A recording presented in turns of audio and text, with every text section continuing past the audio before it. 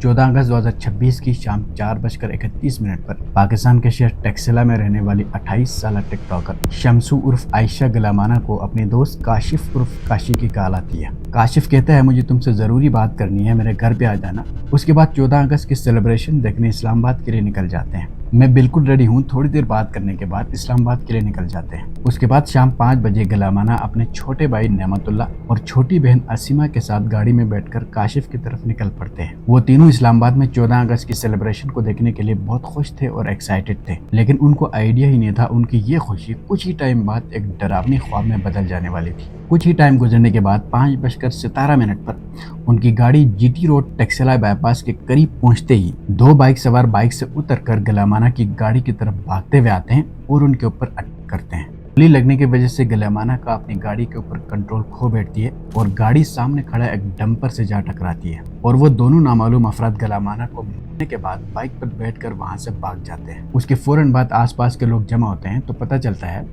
गलामाना की गर्दन पर 2 गोली लगने की वजह से उनकी मौके के ऊपर ही डेथ हो गई थी और गाड़ी डंपर से टकराने की वजह से उनके भाई और बहन पूरी तरह जख्मी थे। वहां मौजूद लोगों ने फौरन रेस्क्यू 1122 पर कॉल करते हैं तो रेस्क्यू वालों के साथ साथ पुलिस भी मौके के ऊपर पहुंच जाती है और फौरन आयशा की बॉडी और उनके भाई और बहन को PHQ हॉस्पिटल टेक्सिला मुंतकिल कर दिया जाता है। तो हॉस्पिटल के इनिशियल मेडिकल रिपोर्ट के मुताबिक गलामाना की गर्दन पर गोली लगने की वजह से उनकी मौके के ऊपर मौत हो गई थी और गाड़ी डंपर से टकराने की वजह से उनके छोटे भाई और बहन बुरी तरह जख्मी थे, लेकिन वो दोनों खतरे से बाहर थे। पुलिस मल्टीपल सोर्सेज का इस्तेमाल करते हुए गलामाना की बॉडी की शनाख्त करती है और उनके वालिद फजल साहबजादा को इतला देते हैं और उन्हें हॉस्पिटल बुलाया जाता है।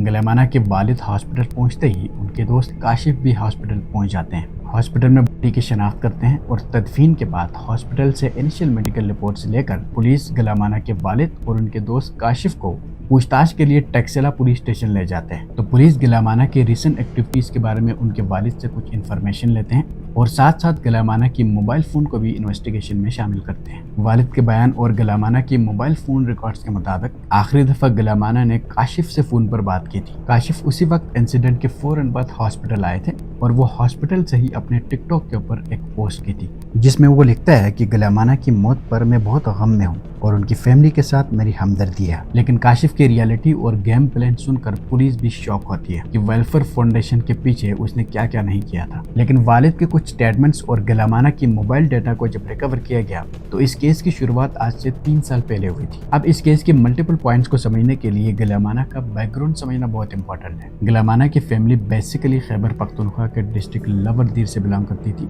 कुछ साल पहले उनके वालिद फजल साहबजादा अपनी मुलाजमत और बच्चों की पढ़ाई के सिलसिले में टेक्सिला के एरिया फैसल हिल्स शिफ्ट हुए थे। फजल साहबजादा के 3 बच्चे थे। सबसे बड़ी बहन शमसू उर्फ आयशा गलामाना, उससे छोटा बेटा नेमतुल्ला और सबसे छोटी बेटी असीमा। बड़ी बेटी शमसू उर्फ गलामाना की 2017 में शादी हुई थी और उनका घर भी अपने वालिद के घर के बिल्कुल करीब था, इसलिए वो ज्यादा वक्त अपने मायके में गुजारती थी। शादी के 3.5 साल बाद उनके 2 बच्चे भी हो गए थे। फिर 18 अक्टूबर 2019 को शमसू टिकटॉक के ऊपर आयशा गलामाना के नाम से एक अकाउंट बनाती है और अपनी वीडियोस बनाकर अपलोड करने लगी। स्टार्टिंग में ही उनकी वीडियोस पाकिस्तान के यंगर जनरेशन काफी रेजोनेट करती है और उनके वीडियोस के ऊपर काफी ज्यादा व्यूज आने लगती है। वक्त के साथ साथ वो मल्टीपल कंपनीज के लिए प्रमोशनल वीडियोस भी बनाने लगी और अच्छी खासी रेवेन्यू जनरेट करने लगी थी। शुरू में उनकी वीडियोस ज़्यादा मॉडर्न नहीं थी, फिर टिकटॉक के ऊपर पाकिस्तान के बाकी इन्फ्लुएंसर्स को देखते देखते वो अपनी वीडियोस को भी मॉडर्न तरीके से शूट करने लगती है। फिर देखते ही देखते उनकी वीडियोस के ऊपर मिलियंस में व्यूज आने लगती है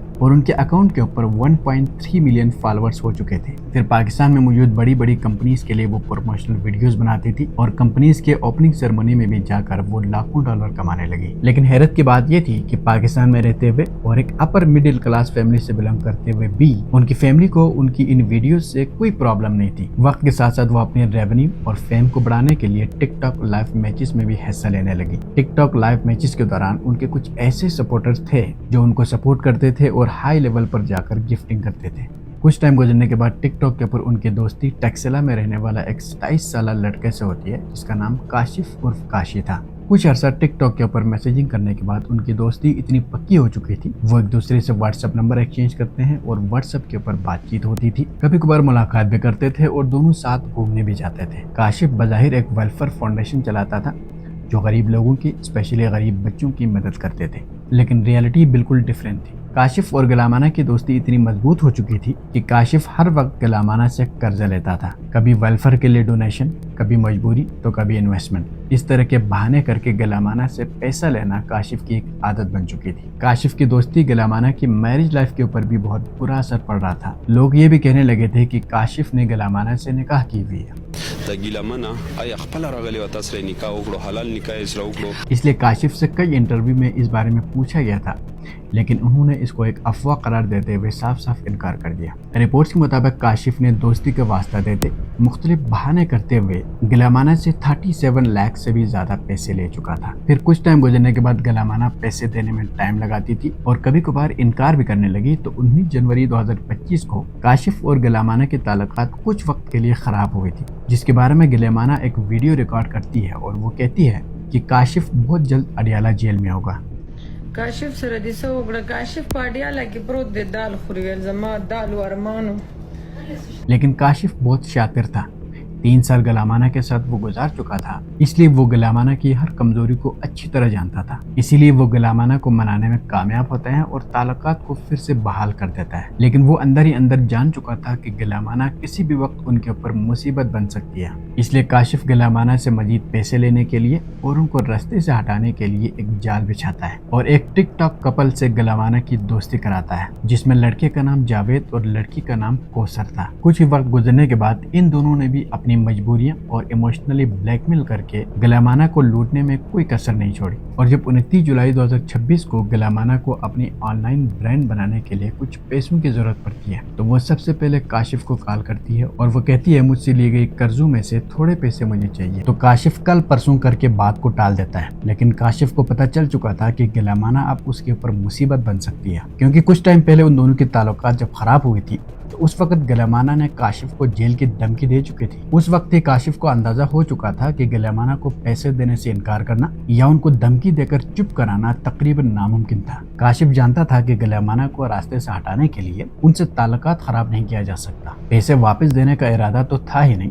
अब गुलामाना को रास्ते से हमेशा हमेशा के लिए खत्म करना उसका प्लान बन चुका था। इसी प्लान को अंजाम तक पहुंचाने के लिए उसने गुलामाना से अच्छी दोस्ती रखी हुई थी, लेकिन गुलामाना को आइडिया ही नहीं था उनके करीबी दोस्त काशिफ उर्फ काशी उनके पीठ पीछे क्या गेम खेल रहा है। और फिर 11 अगस्त 2026 ये तीनों, जिसमें काशिफ, जावेद और कौसर मिलकर एक प्लान तैयार करते हैं और इस प्लान को ग्राउंड पर इम्प्लीमेंट करने के लिए कुछ अननोन लोग हायर करते हैं जो कि पाकिस्तान में ऐसे कामों के लिए अवेलेबल होते हैं। उन नामालूम लोगों को इन तीनों ने गुलामाना का एड्रेस, लोकेशन और हाफ पेमेंट भी कर चुके थे। बस सिर्फ इन लोगों को काशिफ की तरफ से एक फाइनल कॉल की देर थी और फिर 14 अगस्त 2026 शाम 4:31 पर काशिफ गुलामाना को कॉल करता है और कहता है मुझे तुमसे जरूरी बात करनी है, मेरे घर पर आ जाना। फिर थोड़ी देर बात करके 14 अगस्त की सेलिब्रेशन देखने इस्लामाबाद के लिए निकल जाते हैं और फिर गुलामाना अपनी बहन और भाई को साथ लेकर गाड़ी खुद ड्राइव करती हुई काशिफ की तरफ निकल पड़ती है। उसके बाद शाम 5:17 पर जब वो लोग जीटी रोड टैक्सिला बाईपास के करीब पहुंचते ही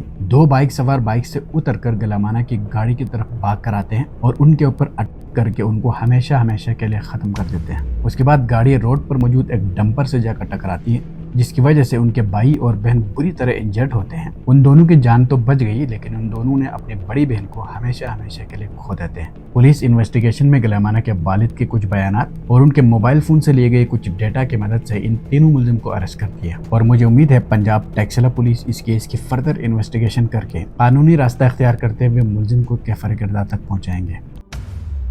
तो सोशल मीडिया की dark reality, fake followers, selfish friendship और फेक ग्लैमरस लाइफस्टाइल को समझने के लिए इस केस से ज़्यादा बेस्ट एग्जाम्पल कोई नहीं है। जब आयशा गुलामाना वीडियोस बनाकर अपलोड करती थी तो मिलियंस में लोग आकर देखते थे, लाइक करते थे और कमेंट्स करते थे, लेकिन जब वो इस दुनिया से चली जाती है तो जनाजे में सिर्फ चंद ही लोग मौजूद थे जो कि सोशल मीडिया की फेम को और फ्रेंडशिप को बुरी तरह एक्सपोज कर रही थी। तो इस वीडियो को ज़्यादा से ज़्यादा अपने दोस्तों को, अपने करीबी लोगों को ज़रूर शेयर कीजिएगा जो सोशल मीडिया की फेक ग्लैमरस लाइफस्टाइल से काफ़ी इंस्पायर्ड होते हैं, क्योंकि आज के इस टाइम में सोशल मीडिया पर हो या दुनिया में किसी भी जगह पर सर्वाइव करने के लिए इस तरह के केसेस को समझकर इनसे सबक हासिल करना बहुत इंपॉर्टेंट है। तो दुनिया भर में, स्पेशली पाकिस्तान में होने वाले ऐसे केसेस के बारे में जानने के लिए नीचे सब्सक्राइब का बटन दबाकर मुझे ज्वाइन कर सकते हैं।